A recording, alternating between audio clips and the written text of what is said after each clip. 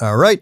This is Andrew Ridgie on New York City Hospitality Alliance's Hospitality and Politics show. I am very happy to have a special guest here today. She is an anchor at Fox 5 New York, host of various different shows, and just an all-around amazing person. Rosanna Scotto, thank you for being here. Andrew, I'm not sure how this is going to work out today because I'm used to asking the questions of you. Well, that's what I thought. Now we're like flipping the script a little bit. I don't know if I like this so much. Well, I guess we'll find out soon enough. But thank you for being here. You know, there's a lot of people in New York, and I have to say, I truly mean it. I feel like you are a treasure of New York, and I guess the tri-state area. Thank you so much. And I feel the same way about you. Andrew and I really bonded during those pandemic days, which we don't want to talk about anymore. But during those pandemic days, he was a real shoulder that I cried on a number of occasions when my family's business was shut down and we weren't sure that we would ever be able to reopen again. What's going on at Fresco by Scotto's? I mean, it's such a wonderful restaurant and obviously your family restaurant. And what's going on? So 31 years later, we're live and kicking on 52nd between Park and Madison. As you may know, Andrew, my mom mortgaged the house in Brooklyn to open up the restaurant for her family.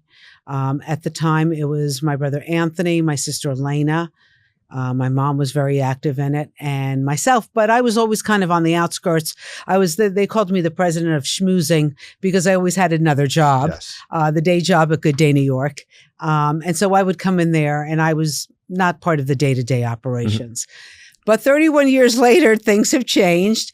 And now mom has taken a back seat. She comes in every day and she has lunch and relaxes. And my sister moved to Texas. My brother moved as well. And so now my son, Louis, LJ, he and my daughter, Jenna, are running the restaurant. And every now and then I put in my 2 cents. That's amazing. So, I come from a family, bakers and a bakery and cafe family. So I always have a special place in my heart, especially for these family types of businesses. And, all the different people work there at some point in their life. And it's a tough business. It's a tough business, but it's also hard on a family because it's 24/7. Yeah. There are times where we say we're going out for dinner or like Mother's Day. No business is allowed to be talked to about that day. It's just family, enjoy the moment. Because there's always a problem that you have to deal with, but we're still learning. After 31 years. After 31 years, because the dynamics of the business have changed a lot. Yeah. And we are living next door to several buildings that Citadel has now bought. They plan on taking down those buildings and resurrecting what it will be, I don't know, the second largest skyscraper in Midtown Manhattan. Wow. It's amazing how, all these things are happening around the restaurant. So while you're like in the restaurant trying to make sure everything goes smooth, there's all these things that like new buildings or tourism and other things we may talk about that have an impact on what's going on in the business. But even before we get to that, what about just like when you go to Fresco's, there is something special. I have to say, I go into a lot of restaurants all the time and there's like a feeling, maybe it's part because it's a family restaurant and there's like a special vibe. Thank you. Is that something I'm sure over the, generations or the decades now that's evolved, but what do you credit to the way people feel when they go to the restaurant? So we've always treated Fresco by Scotto as an extension of our home. And I think part of why people like to come in is because they're treated well. We get to know everybody. We know what they like, they don't like, and that they see a family member there, And when my mother took a step back and my sister moved, I was like, oh, Lord, I can't be there every day because, I do Good Day New York from 7 to 10 o'clock in the morning. And then I'm now doing some things for Fox News. And it's just not conducive. I can't be in 2 places at one time. We're going to get back to the rest. So 7 to 10. So you're on the air, 7 a.m. 7 a.m. What time do you wake up? I wake up at 4:30. Okay. I'm at work by 5:15 for a 5:20 meeting. All right. Listen, every second counts. I'm in bed and I see, till you the do last like 5. the videos. I should like before the show in before the the show on Instagram. Yeah. I do a little like coming up what we're talking about on the show. And listen, I love it. It's we try to have our finger on the pulse of New York City, and as you know, the restaurant business. is a big economic engine in New York City. And we try to do our best to be cheerleaders for the business. Well, I feel like there's a similarity, right, between what you're doing in the morning when you're on air and then even when you're walking around the restaurant, because you got to schmooze, you're talking with people, you're trying to get information out of people. Well, that's true. And then sometimes I book them on my show afterwards. I mean, we've had presidents of the United States. We've had Clinton. We've had Biden. We've had Bush. We've had Trump. We had an almost president, Hillary Clinton. Wow. We've had a lot of interesting people who've been in our restaurant, plus a lot of celebrities. Yeah, no, that's amazing. Every time I go by or I walk by, I always go, and it seems to just be one of those places that people, kind of flock to. What's like going on as far as Midtown? You're in Midtown. Obviously, there's the office buildings, there's tourists, there's the customers. And being around 31 years, too, it means that like people grow. They may not come to the restaurant anymore. They moved out of town. What's just like the state of business from your perspective? Midtown has been kind of up and down, right? A lot of the big financial houses at one point moved from Midtown. Some of them now coming back. We're excited about Citadel. If we can weather the 5 years of construction, we think that we're going to be in a great position to meet a lot of new customers at Fresco. But it's up and down. I still feel Mondays and Fridays in New York City and Midtown are kind of iffy.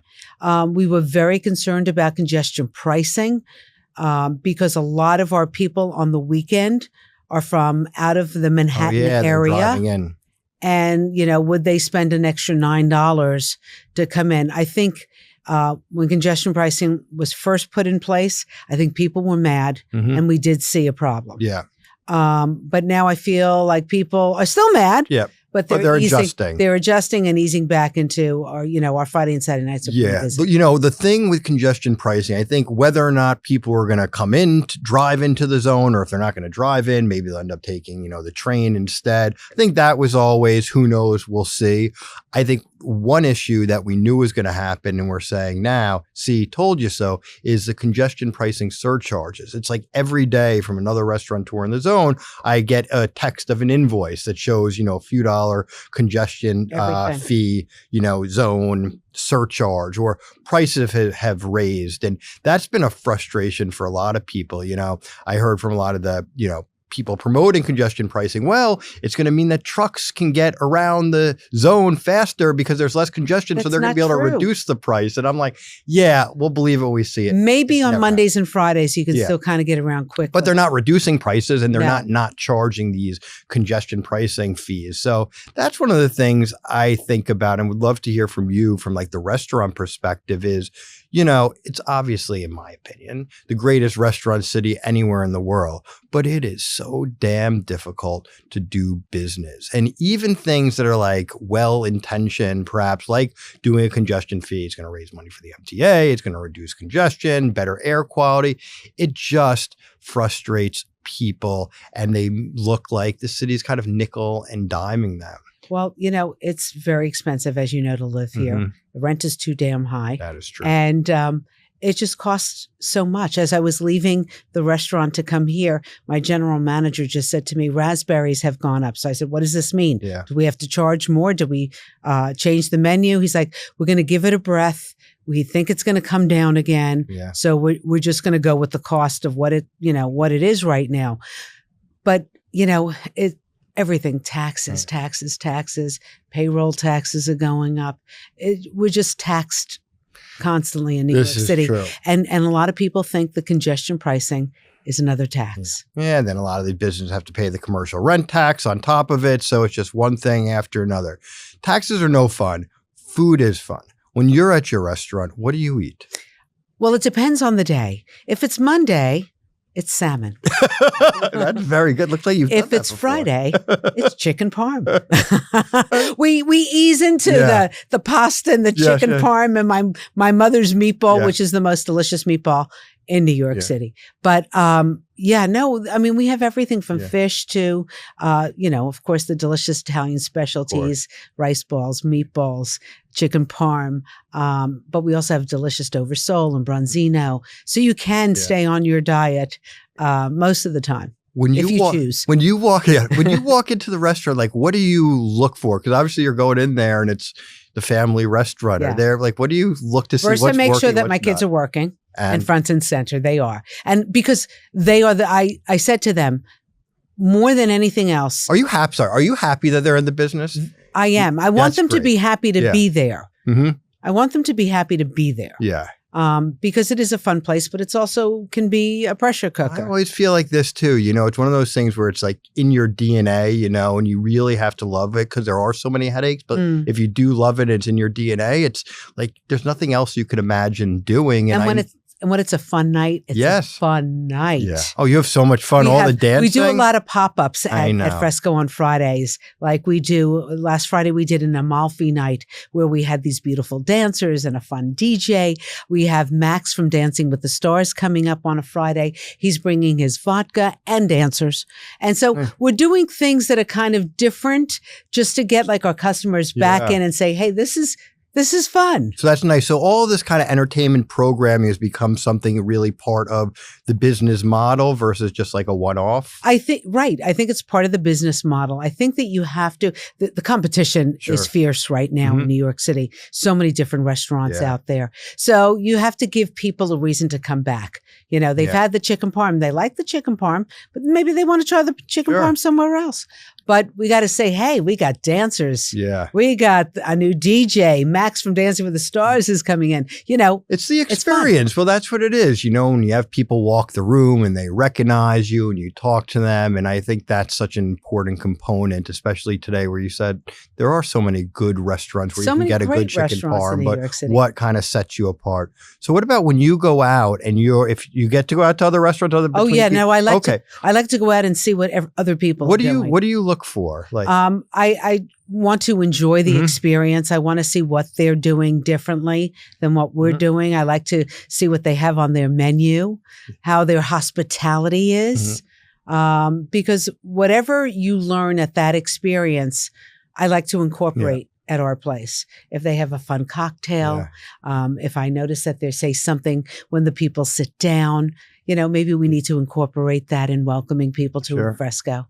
Since your kids have now gotten more involved in running the business, what's like, have you seen the business change? Have they added their own personality into it? They're hoping to add more young people. Yeah. And so I think they're doing some fun things like special cocktails starting at 9:00. Or maybe there might be a night where it's free wine for the women starting at 9:00. I shouldn't say what women because now, you know, you could Yes, I know. That's a problem. I know. You always have to be very careful. At 9:00, everybody gets a free glass of wine if you say, I don't know. Yes. We love I'm here. We love, we love, that's, yes. So, well, listen, that's also kind of going to the overall regulatory environment and everything that, you know, that business owners deal with. So let's shift a little bit to TV. So you're saying, you know, I've been on the show with you a million times. I've cried on your shoulder many times. And now I'm kind of flipping the script and asking you all the questions. So you've been doing this, so you're like the real professional. I try to watch and see, like, what am I going to learn from Rosanna in her interview? Or what not to do that she's done. But I think it's the natural, authentic aspect that you bring to the interviews, you know, and I mean it's like in the best way. I guess if you like are from New York or probably just like the tri-state area, I feel like everyone has you're your own unique person, but everyone has like a sister or a friend or like knows something. Like you're very relatable, but you're your own unique person, and I think that comes through and a likability in your interviews. Thank you. Allows you to ask like hard hitting good questions, but in a way that's you know, more approachable that people respond to. I think people know that if they come on, especially if they're a politician, I'm going to hold them accountable. Yeah.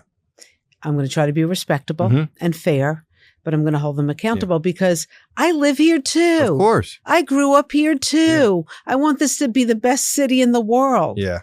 And sometimes, you know, I have my doubts. Yeah. Well, listen, I think that goes back to the restaurant, you know, where if you're asking someone about restaurants or it was an outdoor dining or question or any one of these things, you're asking because like you understand it as a New Yorker and you're asking because you care as a New Yorker versus just kind of asking a question for the sake of asking it. And I think that's important. At least I look at it that way when you're having these conversations to feel like, you know, authentic and care about the answer. Because also, I don't want someone to feel like when I have I'm just going to throw a name out there. Andrew Cuomo, that I'm not going to ask him about A, B, C, and D. Yes. You had him on. I did. And I asked him A, B, C, D. Yeah.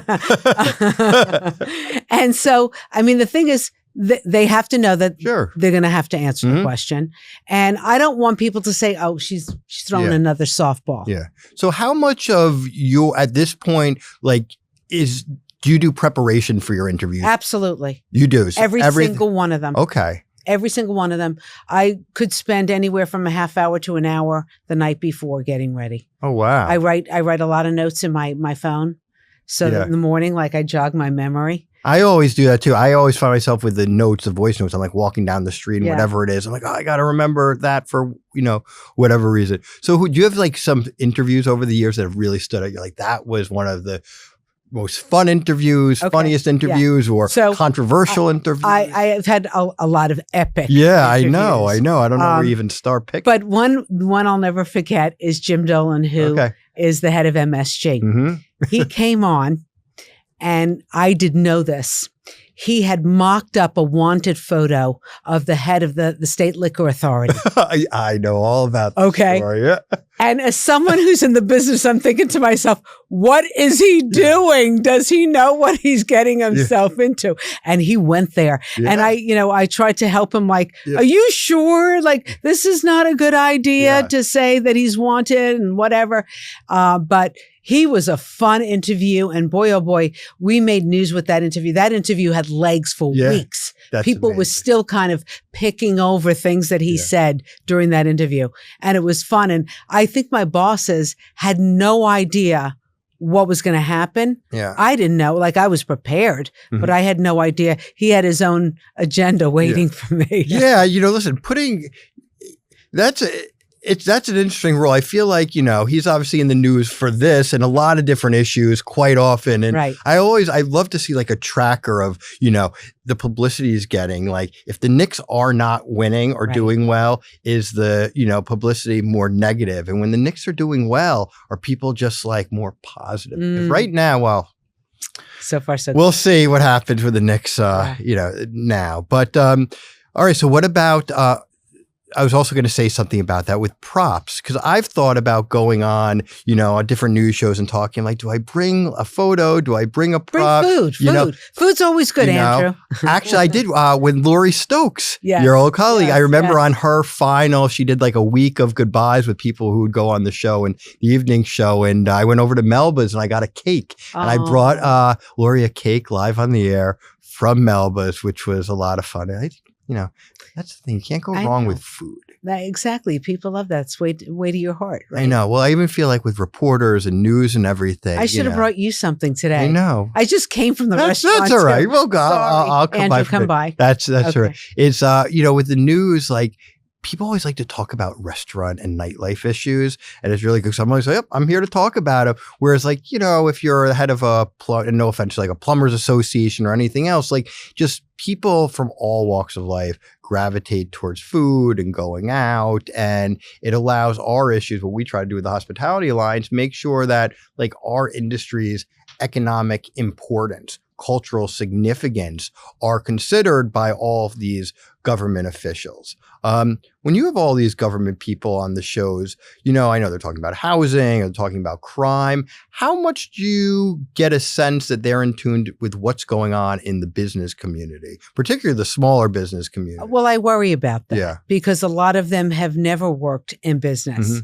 They don't know anything about the private sector. They've always been part of the, service community, and which means that they have no repercussions of, we want to do this. We'll just tax you more. Whereas like, okay, you want to go to Rome for the summer. You look at your finances. Oh, I can't go to Rome this summer, but they will say, we're going to tax you. We're going to go to Rome and we'll come back first class. So that's what kind of bothers me. They don't know the extent of when to stop. Well, I think that's a big thing. You mentioned the pandemic before, and before the pandemic, everybody always said, small businesses matter, we need to preserve our mom and pop shops. But it was so often those same exact people that were singing the industry and small business praises that passed these policies that would make it more and more difficult for these small businesses to survive. But then during the pandemic, it was like all of a sudden people really seemed to care. I think because they probably walked by or drove by their favorite restaurant that they were connected to, had memories at, and the place was just shut and dark, and it like struck people in an emotional place.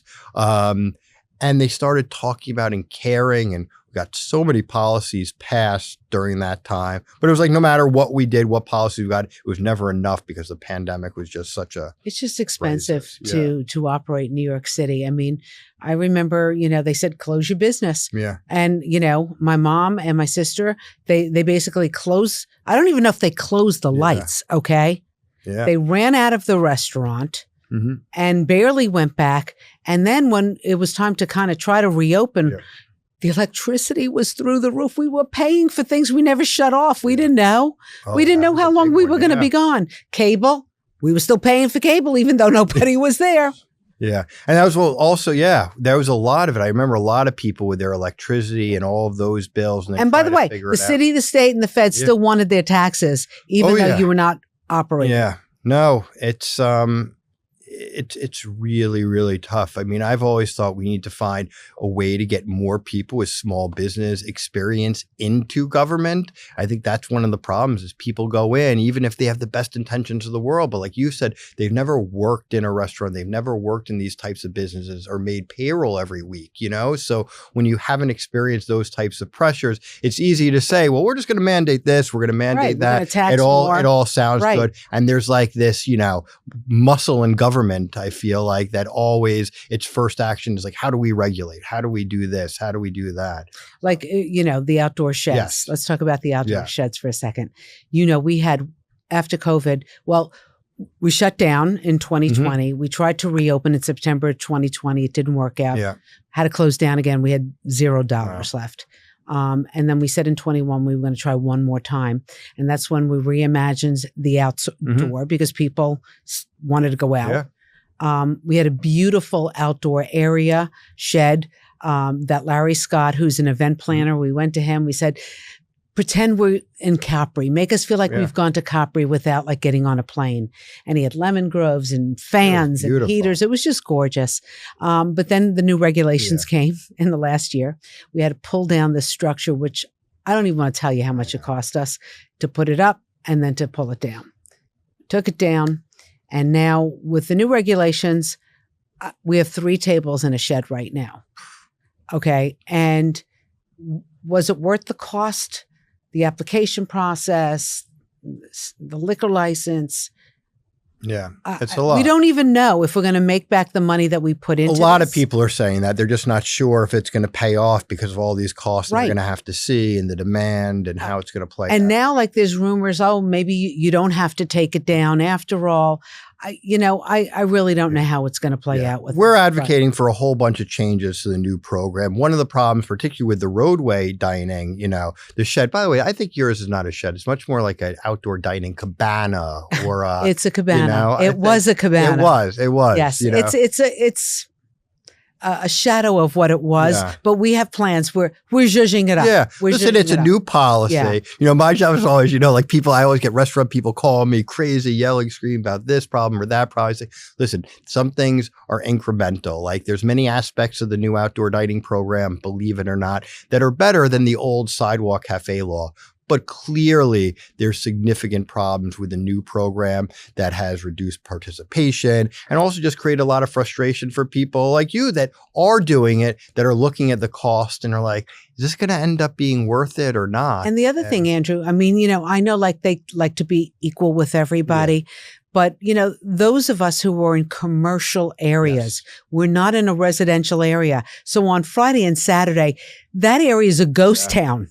There's nobody there. So we're keeping the lights on in Midtown. And we kept the lights on during the pandemic when we reopened. Yeah. Well, listen, that's a big part of it. I mean, I think about the city and just New York across the 5 boroughs and that, how do we stay fun and interesting and unique. And I've just always believed, particularly when it came to the outdoor dining, and particularly in a place like Midtown where the restaurant is, if you're just walking by and there's not much going on anywhere else on a weekend, and then all of a sudden you see this vibrant outdoor dining, it's something special. It's something that people remember, and it helps local businesses. It creates jobs. It generates tax revenue to fund all these other social services and all of these things that don't generate revenue for the city, just cost the city money. Whereas outdoor dining, payroll taxes, sales tax, other economic, activity. Well, I'll just say, for example, when we had the first outdoor shed,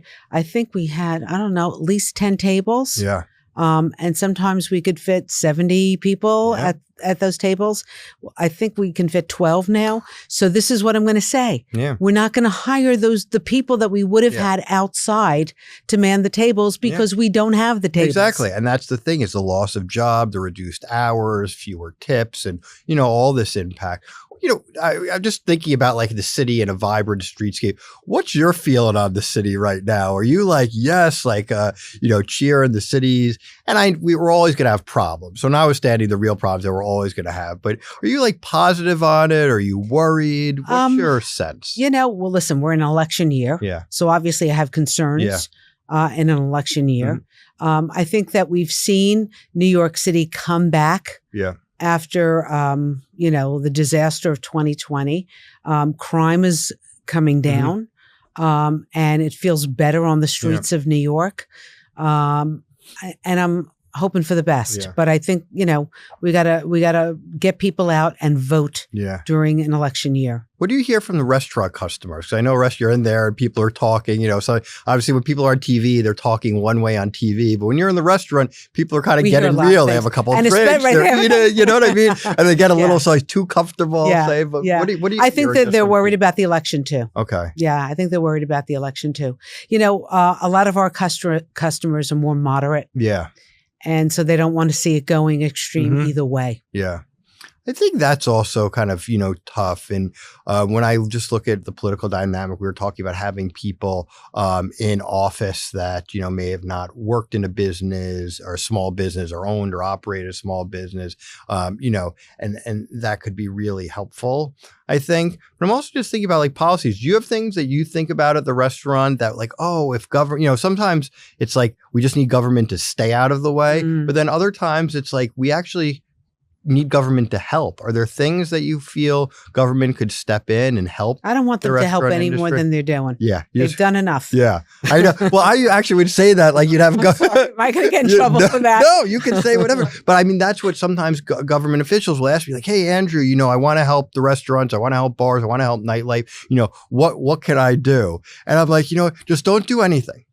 Sometimes that's the answer is that, when things are able to grow organically, that is the best way. Talk about nightlife. I was actually on one of your colleagues' show the other week, and we were talking about it because there was an article about how nightlife is closing much earlier. And, what are the factors? We see it too. We're, adding incentives if you come after 9:00. Are you getting those people? It's funny. Not yet. Okay. Not yet. I wonder why not. Do you think it's just that they're out of the city, or by that time? I think people are coming back to the city finally. Yeah. The weather's nicer and people are coming back. I don't know why. Yeah. I mean, it's like, there's on regulations. Like, I mean, one of the problems too is with community boards, and I actually serve on one, is in certain neighborhoods, you just can't get an okay from the community board for a 4 a.m. liquor license. So there's a lot of people that are not even opening late night businesses because, they're not going to get approved and they can't risk it. It's a whole process, and you can put up a lot of money. And I think that's tough in a place like the city that never sleeps, where we're supposed to have this, all night nightlife. People want to go out, culture. I think of all the music that came out of New York City's restaurant, I think the arts. People who own restaurants or bars or nightclubs, one thing they don't want is a fine. Another thing they don't want is to be shut down. Yeah. So I think everybody's playing it very safe right now. Yeah. No, I think that's right. Back to TV and the news. Are there certain Huey Lewis in the news. I know. Going back. Are there certain stories that you really enjoy covering because you're just like personally interested in them? Or are there stories sometimes that you just go into just thinking it's your job, but then you're like, wow, that's pretty. I love stories that have like a message, inspiration that, I always love doing stories that kind of cut through bureaucratic red tape and made somebody's life a little easier. Those are the kind of, the positive stories, obviously, but we have to do everything.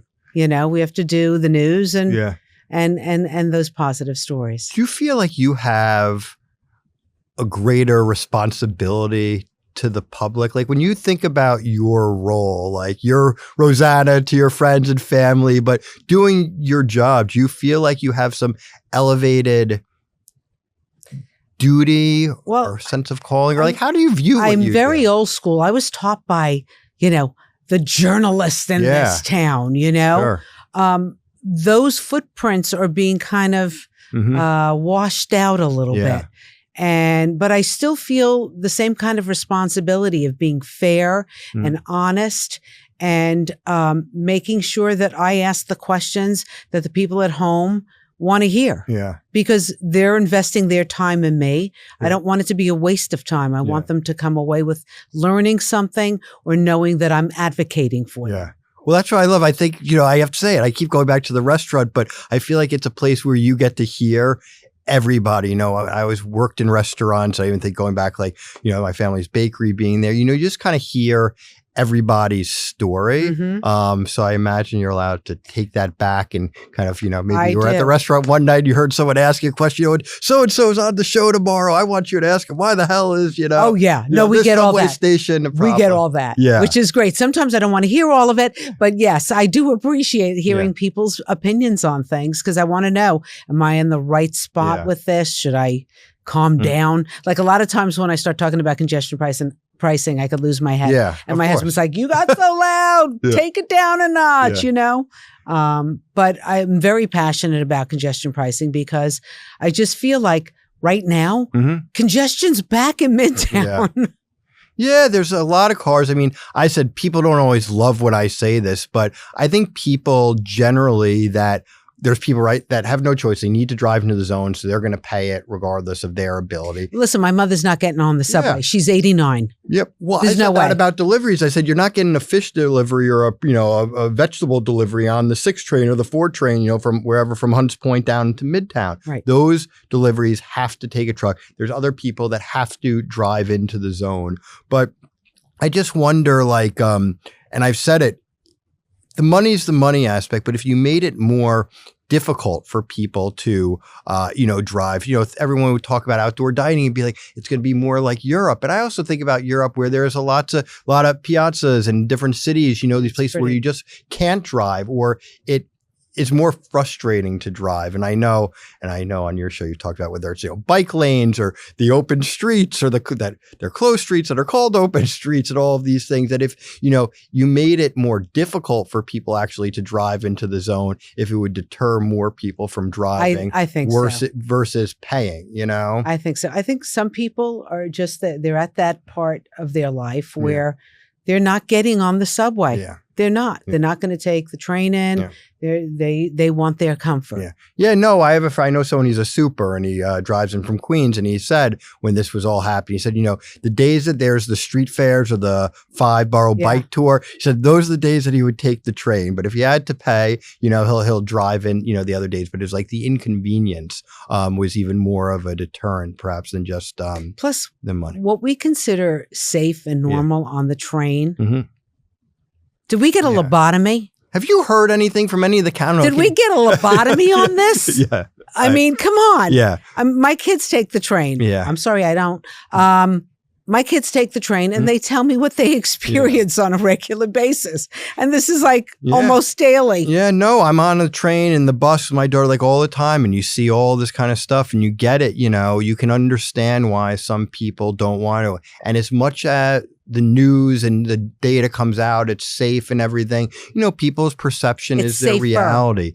Safer in what they see. And you want people just to feel comfortable, especially in our industry. I mean, I always say, putting aside people just coming into the city, we have people, if you're at a restaurant or a bar and you're closing at 2, 3, 4 o'clock in the morning, most of those people don't live walking distance from the bar or the restaurant. So they're taking the train back to wherever it is. Mm-hmm. And that's a whole other story. I got a few stories on some of my employees who've been robbed and beaten up on the side. Yeah, no, it's scary. And I think that's an important thing. Have you heard anything from any of the candidates recently that you've interviewed that are running for mayor, or just in general that you've read or heard them say elsewhere that have a good plan for, subway safety, but just overall safety, both physically, but then also the perception of safety for people? You know what? I don't want to hear their plans. Yeah. I want to see them do something. Action.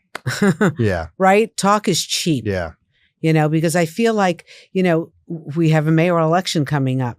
City council is very powerful. Yeah. I mean, we have a mayor right now, Mayor Adams. He says one thing, 2 seconds later, the city council president said, no, we're not. Yeah. We're not doing that. Yeah. It's a difficult dynamic. It's a challenging dynamic. And I don't know exactly what the answer is, but I do think that there's a sense that people want to see, whether it's the current mayor or a new mayor, that there's someone in charge. Things are working. I just think of other cities. I'm actually on the board of NYC Tourism and Conventions, which is the city's tourism agency. And, they run Restaurant Week and Broadway Week, and they're out, promoting all the time the city. But it's a challenge now. I know a lot of numbers came out recently, and they're revising their estimates that fewer people are going to be coming to the city now because of, we won't get into all the international politics and tariffs of everything. But, my sense is we need to be promoting New York City around the world, getting people here, telling them not only is it safe, but when they come here, they experience a safe city. They experience the best restaurants, the nightlife, the culture. And I'm always curious when people come here, like, what's their experience? Because one person, if they have a great experience, they tell a handful of people, but it's like the bad experience, they go and tell everyone. It's like, on restaurant review websites, it's like one person has a bad experience, they're like online, going crazy. And it's like, try to go and respond. I remember my family's bakery and the cafe on Yelp. This was years ago. Yelp was newer. Somebody went on Yelp and started yelling about my aunt stuff, that she choked on a chicken bone in the chicken noodle soup. And she put the date, and there's this whole description of how outraged she was. We didn't even have chicken noodle soup. But it didn't even matter. But people would go on and they would, write things, reviews, and just online, it's difficult to, know what's real, what's not real. And well, that's a problem. But the good part is that owners can respond, and they do now. Are you doing that at the restaurant? Yeah, we do. We do go on there and respond. Have you had situations where someone was like, "Oh, this wasn't like the, it wasn't the best experience," where you go and you kind of turn it around? Yes, and we know exactly who they are. We'll pull up their check because now the way the system is. Yeah, I know. The way the system is, we'll know everything that you ate and drank at your table because we have the system called Toast. Yes. We know how much you spent, what you drank, blah, blah, blah. And so we can go back and say, that's not true. They didn't even eat that. Yeah, well, I have to say, the guest analytics on all these like systems for restaurants, it used to be the host, the maitre d', and they'd have the book, and people just knew because they worked there for a long time. But now you can really open it up and see the data of what they ate, what they drank. What's interesting too with Toast is that we have a general idea of how our neighbors are doing as well. Oh, yeah. So they show you just. They show us how everybody else is doing. And at one point during the winter months, we noticed, it wasn't just us. We were all off. And we didn't know, was it the weather? Was it because most of our New Yorkers were in Florida? Or was it congestion pricing? We were all trying to figure out what was happening. But we were all in Midtown feeling a little bit of a pinch. What do you think's going to happen restaurant industry wise? What do you and your family predict over the next I'm concerned year? As a mom and pop operation. We don't have any investors. Mm-hmm. My mom, as I told you, mortgaged the house. We were looking at one point to open up another restaurant. And I was like, even if I mortgaged my house and all my friends' houses, I couldn't afford to open up in Manhattan anymore. There's certain areas that are just out of touch. I think we're just going to see a lot of conglomerate restaurants come in with a lot of big hedge fund support. Yeah. All right. And what about the news? Like everything's going on. I just watched the news and it's just, everything's kind of crazy. I look around the world and everything.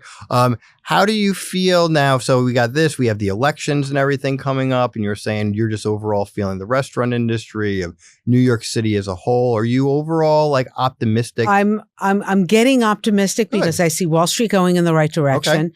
Tariff talk is happening, which is great. Hostages are being released. Yes. Maybe there'll be world peace at some point. Could that happen? I just want peace in my own family. Yes. And then we'll go with world peace. But no, I think there's some good indicators that things may calm down a little bit. Yeah. This is what I tell my friends.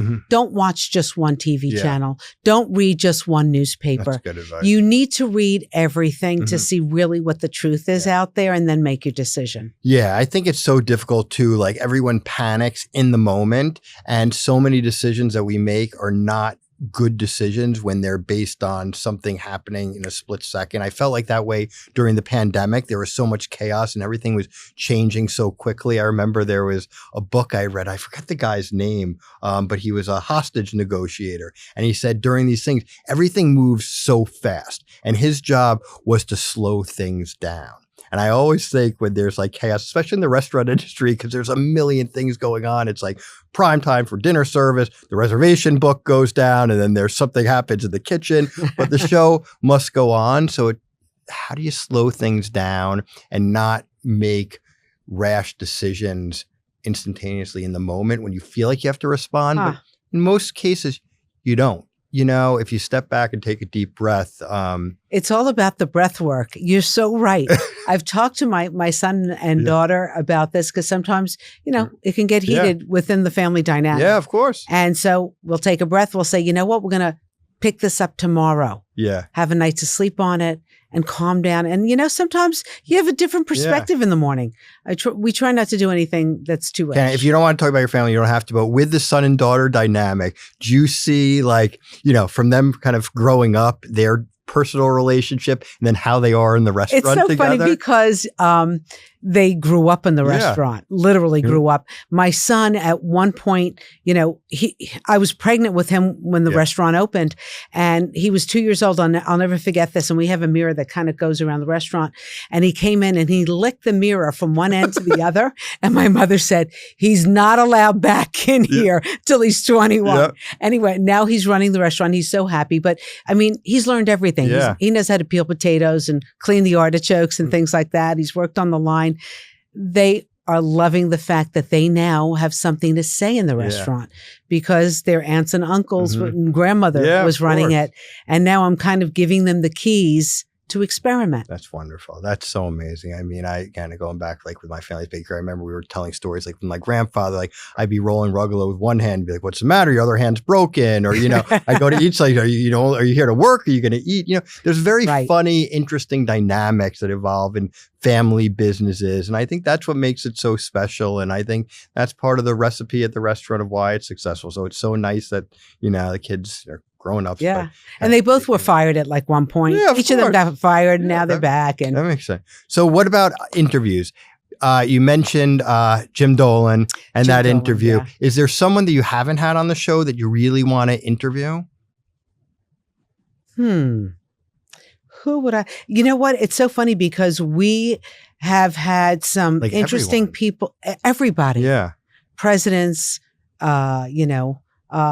I haven't had Prince Harry on, so if you have any contacts, Prince Harry would be great. Although I'm angry with him on how he handled his family. Oh yeah, coming from the family dynamic. No, yeah, I know. But no, I think we've had everybody on. That's so amazing. We'll see what the news brings us. I love it. It's like New York news, New York restaurant, New York just in general, and Rosanna Scotto. It's such a wonderful opportunity to be able to ask you questions and Andrew, flip the I don't script. like that. When can you come on my show? Because I have a few questions up my. I will anytime. I am there all the time. I will be there bright and early. We even did. I remember in Times Square we were walking and we recorded. We did Times Square. Yeah, we were doing those specials. Yeah. Those are really nice. Those were really good. That was when everybody was just trying to get back on their feet again. And so we went there. Yeah. And what I love about my job is that I'm able to like really get my finger on the pulse and go to different neighborhoods, talk to people and really get the story and, you know, the story that I hear from the people on the streets. And countless people love you for it. They listen and watch you for it. And I love that we've been blessed with the opportunity to chat, get to know each other. And I will be at the restaurant sometime soon. I can check out your outdoor dining cabana. And I wish you and the family many, many, many more years of success at the restaurant. And can't wait to turn on the TV in the morning and see who you're interviewing next. Thank you, Andrew. And thank you for all that you do for the restaurant industry. We're counting on you. This is Hospitality and Politics. I am Andrew Ridgie. This is Rosanna Scotto. Thank you so much for coming on.